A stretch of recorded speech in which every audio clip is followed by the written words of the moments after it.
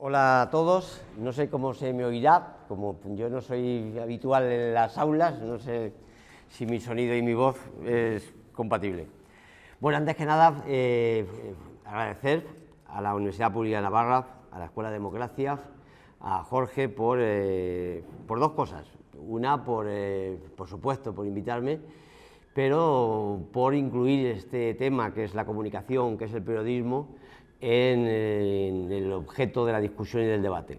Y luego a mí en todas mis charlas también quiero agradecer siempre en estos momentos de capitalismo donde hay algo tan valioso como es el tiempo, poder que vosotros estéis dispuestos a darlo para poder estar todos juntos y compartir un asunto que nos preocupa a todos. Bueno, en principio yo lo que quiero intentar proponer es que este ritmo dinámico que hace que las noticias vayan todas de un modo trepidante. Hace 2 días estábamos hablando de Afganistán, ya se nos ha olvidado Afganistán, ahora estamos con el volcán, dentro de 2 semanas o cuando quiera parar el volcán, o quizás incluso aunque no pare, se nos olvidará el volcán y estaremos con otra cosa. Es decir, esto en las noticias ocurre un poco como con la bicicleta, que estamos siempre pedaleando y nos da la impresión de que si dejamos de pedalear nos caemos y entonces tenemos que ir siempre a otro tema, con lo cual no nos da tiempo, por supuesto, a conocerlos, tampoco a profundizar, pero ni siquiera a observar qué cosas del periodismo han fallado, no han funcionado o no se han hecho bien, aunque en su momento sí las hubiéramos percibido, luego ya acaban atropelladas por los acontecimientos, ¿no? Bueno, lo que quiero con esto decir es que no tenemos que aplicar el criterio de la bicicleta y de que es bueno que de vez en cuando parar y reflexionar sobre el periodismo que se hace y sobre las noticias que nos llegan. Otra cosa con la que también quiero empezar es haceros ver que son muchos en los ámbitos de nuestra vida en la que nos influyen los medios de comunicación. Pensamos que, bueno, los medios de comunicación lo que hacen es que nos dan noticias, nos dicen lo que es importante, lo que no es importante, qué noticias nos deben de interesar, incluso nos pueden crear la opinión con respecto a los temas de actualidad. Pues mira, yo voy a contaros que los medios nos influyen todavía mucho más. Por ejemplo, nos dicen qué deportes son los interesantes. Si, por ejemplo, este año deciden que toca la Vuelta Ciclista, pues tendremos Vuelta Ciclista, llegadas en directo, de las diferentes etapas cada día, bueno, y nos hincharán. Por cierto, la Vuelta Ciclista, pues si no lo sabéis, es propiedad de una televisión, de Antena 3. Es decir, que si esa televisión decide que económicamente interesa el ciclismo, pues allí estaremos todos viendo ciclismo. Si, por ejemplo, consideran que en tiempos de euforia feminista lo que corresponde es hablar del fútbol femenino como ejemplo de empoderamiento de las mujeres, pues entonces se dedicarán a hablarnos de los equipos del fútbol femenino. Y en función de eso, pues los próximos reyes le comparemos a nuestros hijos o nietos pues, o una bicicleta o una ropa de fútbol o una pelota. Los medios son los que decidirán si Rosalía va a ser una estrella de la música o la dejan otros 2 años pendiente y ya verán. Son los que decidirán que el reggaetón es la música de moda, aunque tuviera 20 años en el Caribe.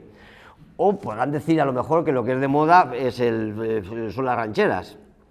Las estrategias de los medios son las que nos harán a todos leer novelas suecas de detectives o novelas eróticas bondage y su correspondiente luego réplicas en película, según hayan elegido una u otra. Los medios podrán decir que un determinado país funciona mal su economía y que no va a poder pagar los créditos y conseguirán que los intereses que le cobre la gran banca a ese país se disparen mucho y el país acabe en bancarrota porque no tiene acceso al dinero que necesite. Los medios dirán que una empresa, por ejemplo una farmacéutica, está a punto de inventar una gran medicina y conseguirán que suba su precio en bolsa, o al contrario dirán que el intento de medicina que estaba haciendo con las algas de no sé dónde no ha funcionado y entonces sus acciones caerán en picado. Los medios son los que nos dirán, todos lo sabemos, qué tipo de ropa tenemos que comprar, ya sabemos la influencia de la moda, pero son los que nos dirán qué es lo que corresponde, si corresponde comprar o alquilar el apartamento para las vacaciones. Todos estamos pendientes de si los medios nos dicen que nuestro coche próximo deberá ser eléctrico, híbrido o de gasolina. Eso lo van a decir, lo van a condicionar los medios. Los medios dirán si la secadora es un buen invento o es un trasto que no va a servir. Nos dirán si lo que toca para hacer deporte es ir al gimnasio, o tenemos que ir a la piscina, o tenemos que correr. Los medios nos dirán que un futbolista que se ha muerto en un coche yendo a 200 por hora, pues es un héroe. Y que a lo mejor un político que se ha comprado un adosado con la hipoteca de su sueldo, pues resulta que es un miserable. Los medios nos dirán, a través de una serie de Netflix, que un accidente nuclear de hace 30 años muestra la decadencia del comunismo soviético, pero no nos van a decir que en este momento están reclutando a indigentes en Japón para limpiar la central nuclear del capitalismo del accidente que tuvo hace unos años. Quiero decir con esto que el poder de los medios de condicionar nuestra visión va más allá de las noticias que vemos cada día. Bien, dicho este asunto, pasaría a otro que es lo que tanto hemos oído, que es las famosas fake news, o otros le llaman posverdad, pero que yo llamaría un poco, intentaría recordar que se da un poco de la impunidad para mentir. Os voy a contar un ejemplo. Supongamos que yo os digo esto. El director de OK Diario y tertuliano de La Sexta, Eduardo Inda, tiene una cuenta bancaria en Suiza donde ingresa el dinero que cobra por el del caso Palau, un caso de corrupción en el que los implicados habrían embolsado 6,6 millones de euros en comisiones procedentes de la empresa Ferrovial. Además, las fuerzas de seguridad del Estado han descubierto otra cuenta del director de OK Diario en Andorra, con 12,9 millones. Y no solamente eso, también disponemos de documentos bancarios que demuestran que Inda cobró del gobierno venezolano. Concretamente, el gobierno de Maduro pagó $272.000 al periodista en El Paraíso Fiscal de Granadinas en 2014. Bien, todo esto me lo he inventado, no es verdad, pero en realidad no me lo he inventado. En realidad lo he copiado de lo que dijo Eduardo Inda, y que era mentira, de personas como Artur Mas, Xavier Trías y Pablo Iglesias. Todo eso era mentira, eso lo inventó y no pasó nada. Como yo ahora me lo podía inventar y colgárselo a él o a cualquiera de ustedes. Hubo un estudio durante la campaña electoral de Trump en el Washington Post que dijo que qué barbaridad porque le habían contabilizado el 70% de mentiras de las afirmaciones que decía, comparado con Hillary Clinton, que solo mentía un 20%. Claro, yo creo que la conclusión es evidente, es decir, si un señor como Trump se da cuenta de que se puede mentir el 20% y no pasa nada, pues yo creo que con un lógico criterio dirás, ¿y por qué me tengo que dar un 20% y no puedo mentir un 70%? ¿No? Si yo observo que me puedo llevar 200 gramos de jamón del Corte Inglés, ¿por qué no me voy a llevar el jamón entero? Si total no pasa nada, es lo que pensaría. Es más, no sé por qué dijo un 30% de verdad, pudiendo decirlas todas mentiras, ¿no? De hecho, en los últimos debates electorales en España, yo supongo que os acordaréis todos, yo creo que hubo más periodistas después del debate para desmentir las mentiras de los políticos que para cubrir la mentira.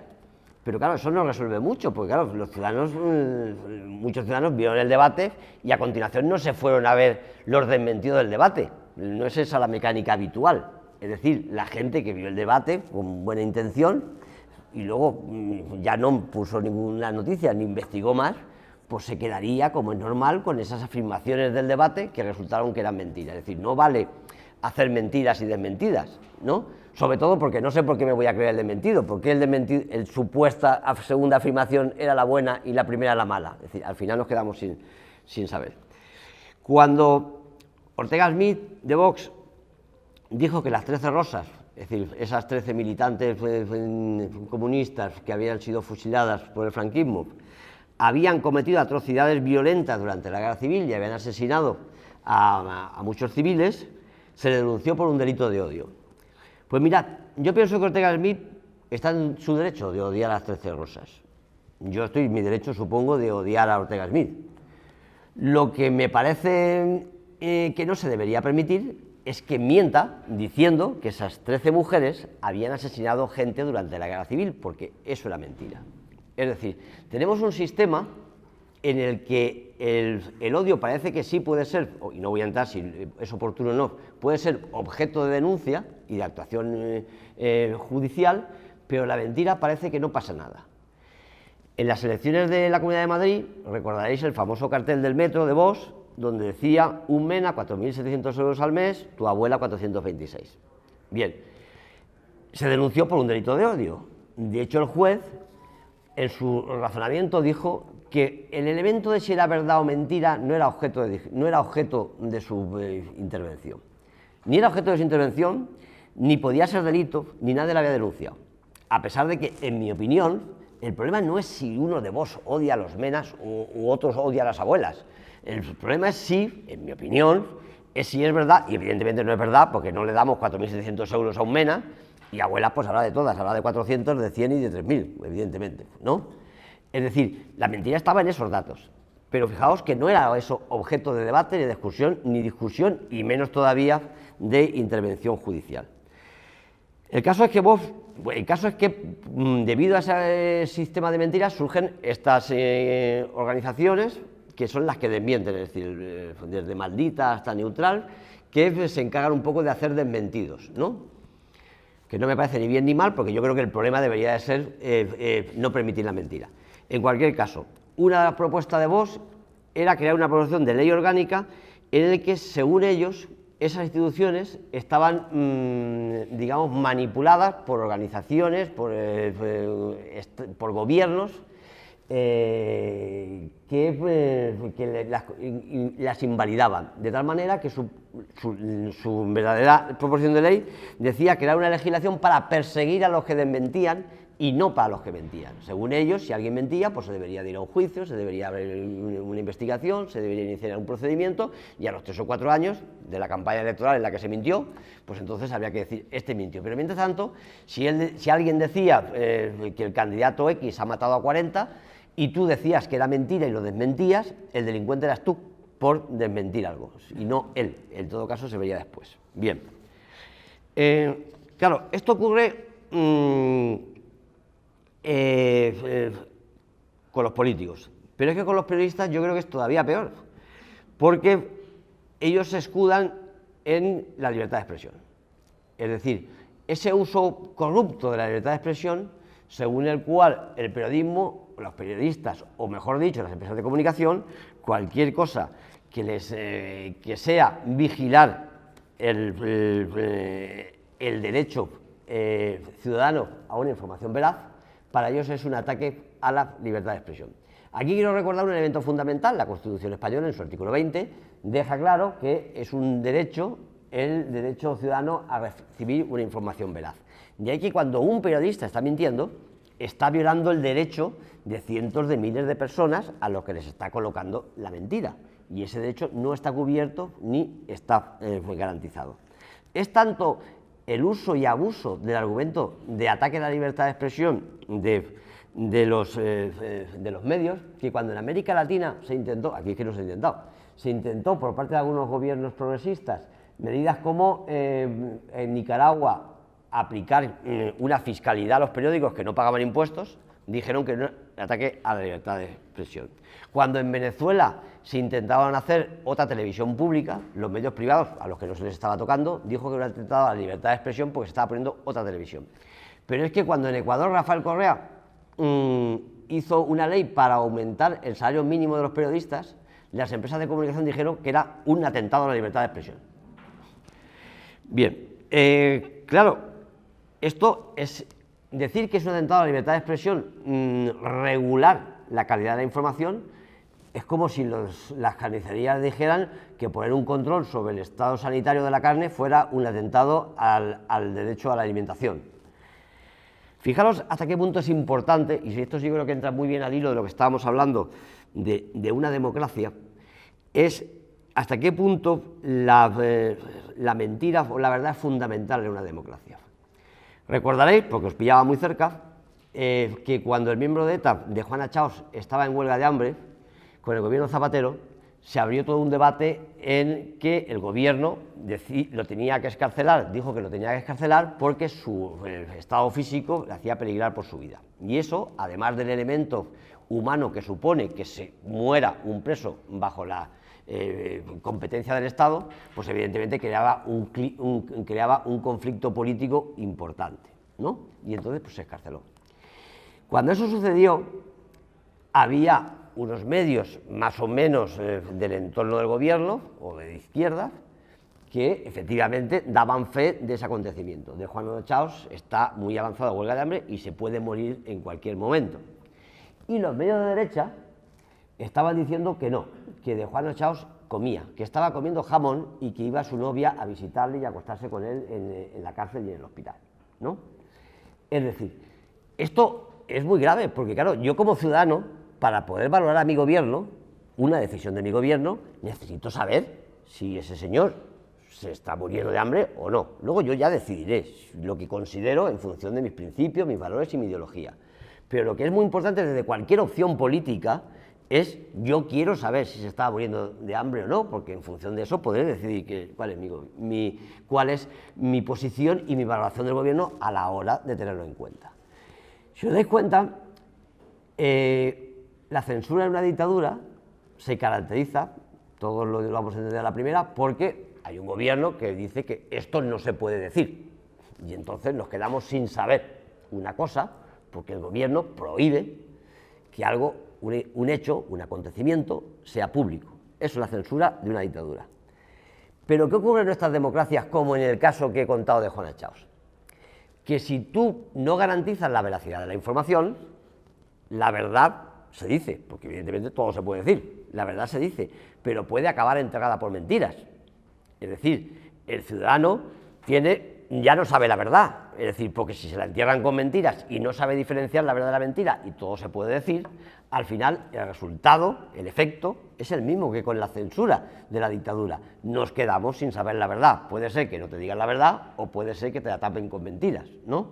Yo contaba la anécdota esa de que imagínate que estamos en una situación de dictadura y va a venir alguien, un mensajero a mí que estoy clandestino, a dejarme una notificación en el buzón, ¿no?, de dónde es la próxima reunión de mi partido ilegal.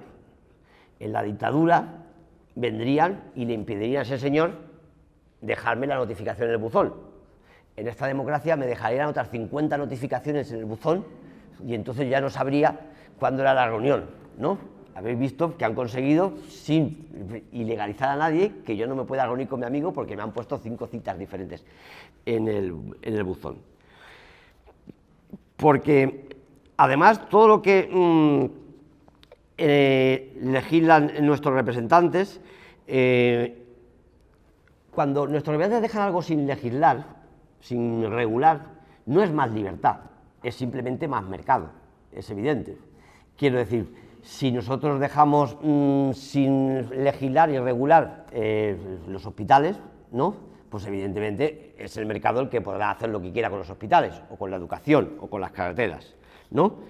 ¿Qué ocurre también? Que en contra de lo que se suele decir, la mentira tiene mucho más recorrido, es evidente. La verdad es aburrida. Es decir, muchas veces contar la realidad puede ser aburrida, contar las negociaciones de paz, contar un discurso de una propuesta de ley.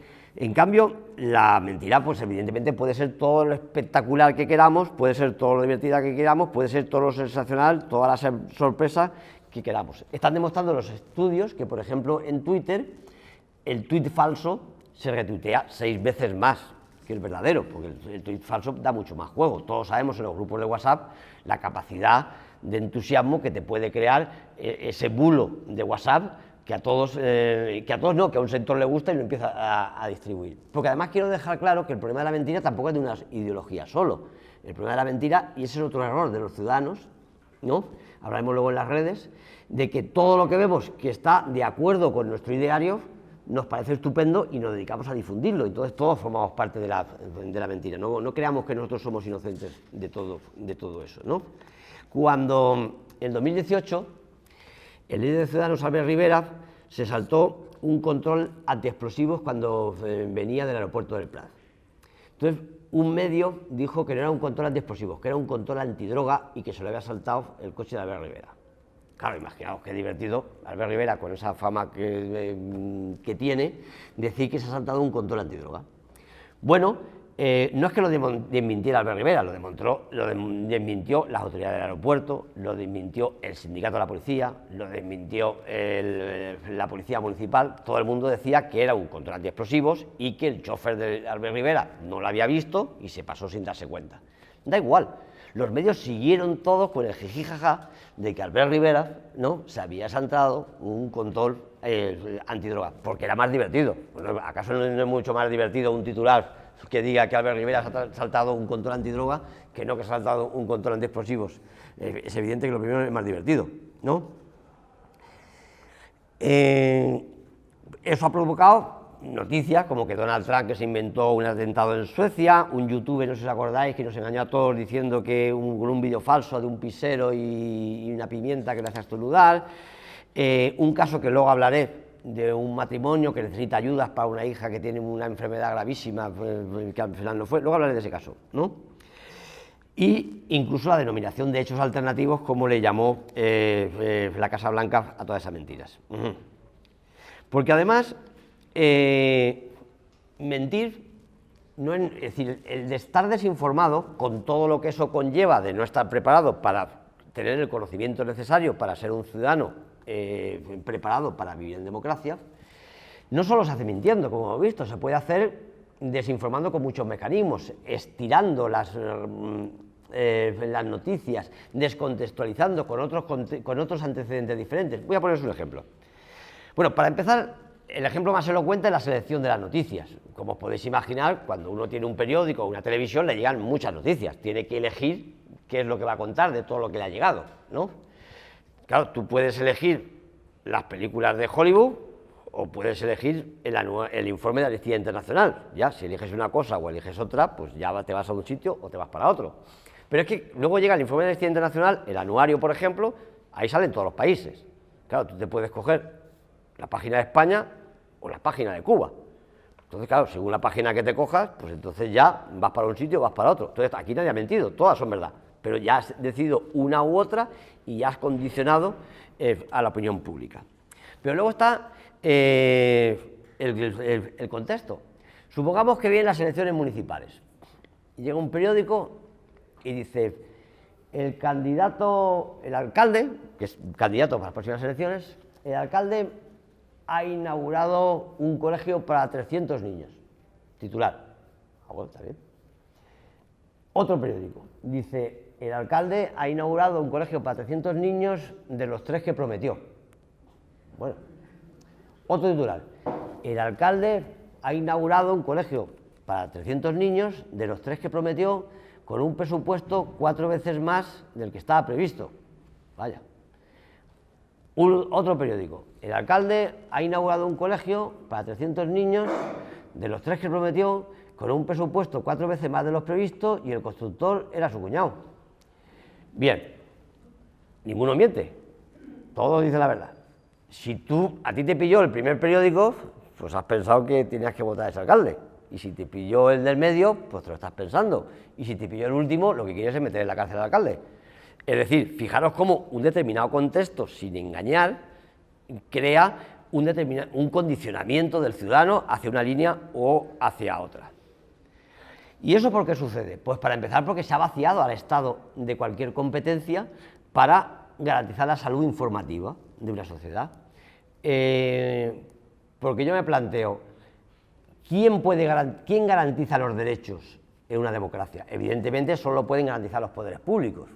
Si tú dejas que la información sea de empresas privadas, las empresas privadas están bien porque nos producen productos, nos dan productos si los pagamos, y nos dan servicios, si los pagamos, pero no garantizan derechos.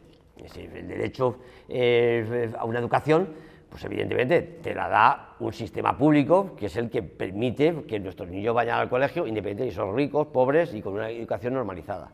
La sanidad el derecho a la sanidad pues te lo da un sistema público, que es el que hace que si te da un infarto nadie te pregunta cuánto dinero tienes, sino que directamente la tienes en el hospital. Es decir, el derecho de sanidad, derecho de educación, te lo da un Estado. El derecho a que yo pueda circular por la carretera, pues me lo da también un Estado, que es el que ha construido la carretera, ¿no?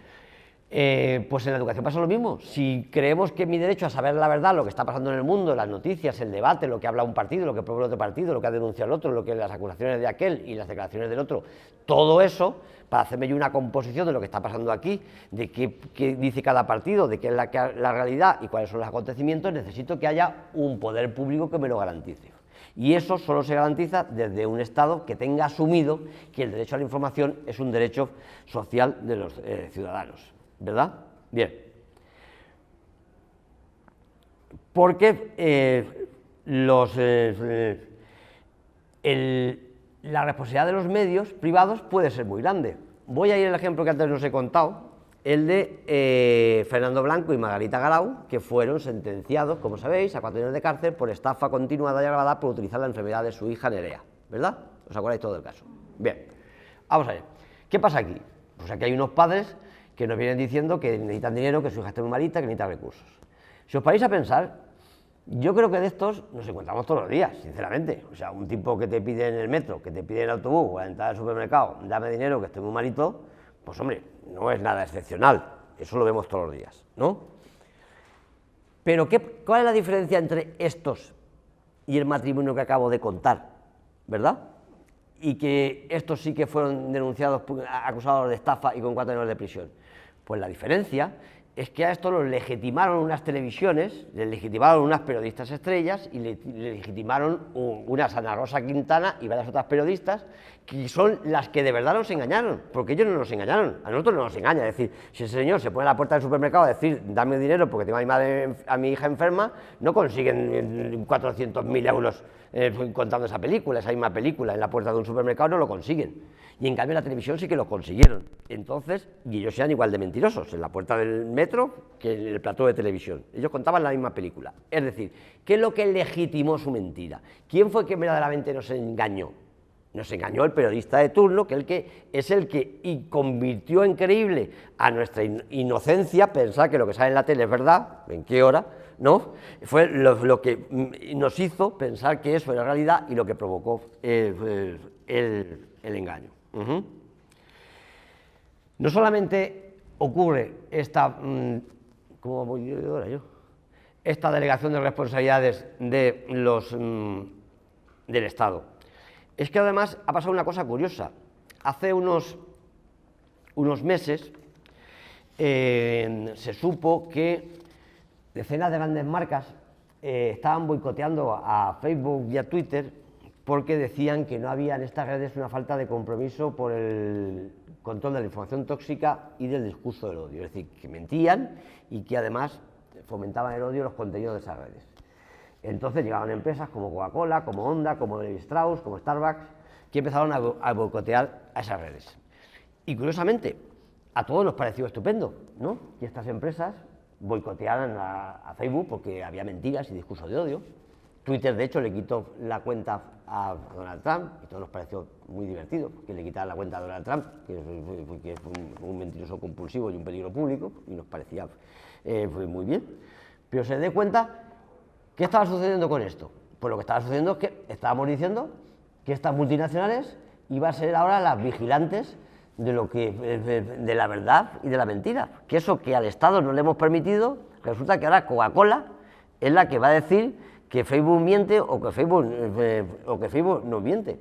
Pero esas mismas empresas son las que en 2010, cuando Evo Morales hizo una ley contra el racismo y la xenofobia, que por cierto es una de las cosas que ellos decían defender en sus censuras en las redes, cuando lo hizo Evo Morales, ajustándose al concepto de racismo y xenofobia que había en la ONU, todos dijeron que Evo Morales estaba censurando a la prensa y estaba censurando a los periódicos. Es decir, había una clara campaña de postureo según la cual esas empresas aparecían como defensoras de una información saneada, eran las que actuaban contra los mensajes de odio, eran los que regulaban que la información nuestra fuera veraz y los que nos garantizaban era eso. Es decir, habíamos convertido al censor, sin darnos cuenta, en censor a la empresa multinacional. Entonces eran ellos los que con su criterio decían lo que era bueno y lo que era malo. Porque otra cosa que sucede, y voy avanzando porque si no, en los medios, os recordáis que hubo un tiempo en que se llamó que la prensa era el cuarto poder. Cuarto poder, que quería decir que era el poder ciudadano frente a los otros tres poderes, que eran el legislativo, el ejecutivo y el judicial, ¿verdad? Entonces, de alguna manera, el poder ciudadano, en torno a la prensa, pues vigilaba a esos tres.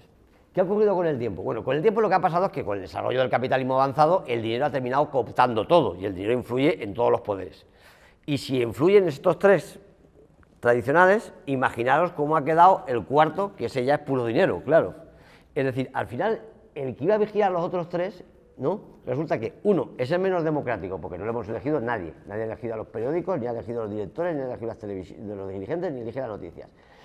Es el más impune, porque hemos visto que puede mentir y no pasa nada. Y encima no tiene ningún contrapoder, porque dentro de lo que cabe un gobierno tiene una oposición, en un parlamento están todos ahí con el rifirrafe, el juez al fin y al cabo tiene una defensa y tiene un fiscal. Es decir, precisamente los medios son los que en este momento son los menos democráticos para vigilar a ninguno de los otros tres. Voy avanzando rápido porque si no me va a acabar el tiempo. Luego hay un elemento que yo no quiero dejar de decir, y no es corporativismo, es cuál es el panorama laboral de los profesionales, de los periodistas. Fijaos que en estas tertulias y en estos sitios donde tienes estos estrellas de la televisión, en que ponen enfrente a machacar a un diputado, a un ministro, a un alcalde, con todo lo que cobra, que en teoría lo sabemos, porque se ha decidido en los órganos oportunos legislativos, y además es transparente, pues, pero en cambio no sabemos lo que cobran todos esos directivos de televisión, y lo que es peor, cuánto le pagan a los periodistas de base. Entonces tenemos ahí en una tertulia a un director de periódico, que es profesor de la universidad, que es tertuliano, que es todo, ¿no? Y no sabemos lo que cobra. Y ese es el abanderado de la salud económica de todos, y de la decencia, y de la honestidad, y de que no se robe. Y no sabemos lo que cobra.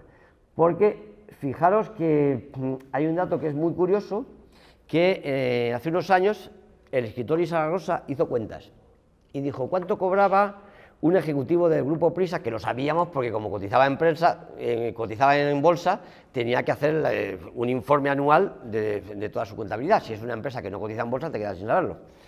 Bueno, pues Juan Luis Cebrián cobraba tanto como todos los periodistas, todos los gastos, todo el papel, todo internet, todo el alquiler de edificios, toda la energía, todo de El Diario.es, de Infolibre y de La Marea. Los tres juntos, todo ese dinero se lo comía un directivo del grupo Prisa, para que veáis. De hecho, el sindicato de periodistas recurrió a un tema que yo creo que era muy oportuno, que era nuestra precariedad es tu desinformación. Es decir, en la medida en que el periodista es precario, no podemos garantizar la información. Algunas veces me han preguntado sobre qué opino de los códigos deontológicos o de los códigos éticos de los periódicos. Mira, el código deontológico de un periódico privado es el mismo que el de un Mercadona, para una cajera. Si no le gusta a tu jefe lo que hace, pues mañana no vuelves a trabajar. Así de sencillo. Entonces no podemos hablar de un código deontológico para un periodista que todos sabemos que mañana le pueden tirar. Es absurdo. El código deontológico no existe nada de eso. El jefe te tira, como le tira al periodista, como tira al cajero del Mercadona, o como tira al que descarga cajas en un almacén. Bueno, voy terminando. Existe otra cosa que ha pasado con las nuevas tecnologías muy curiosa. Hay un estudio en Estados Unidos que dice que el 70% de la gente se informa a través de las redes sociales. Es decir, Facebook, Google, Twitter.